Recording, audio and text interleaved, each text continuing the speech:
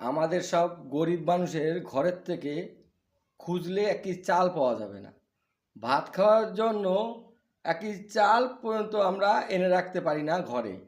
আর এই তৃণমূল নেতারা KG KG সোনা ঘরের মধ্যে রেখে দেয় কিনে। তাহলে এদের কাছে কত টাকা আছে, কত টাকা কাটমানি খেয়েছে, কত চুরি করেছে, এটা ভাবতে গেলে আমাদের মানে কি দিন চলে যায়, কিন্তু আমরা কিছু আগামাথা খুঁজে পাই না। এদের বাবারা কি জমিদার ছিল না রাজা ছিল? এরা তো জমিদারও ছিল না, রাজাও ছিল না। তাহলে এত টাকার সোনা কোত্থেকে আছে এইসব নেতাদের ঘরের থেকে? হুম, পুরো চুরি করে ভাগ করে দিয়েছে। ছি ছি ছি ছি, আর দিদি খুঁজে পায় না, দিদি কিছু কিছু খুঁজে পায় না। দিদি একটা চোর, ভাইপো একটা চোর, এই মাথা দুটো চোর বললাই এরা চোর খুঁজে পায় না। আর একটা বলছে, দিদি বলছে সোনার বাংলা করবে।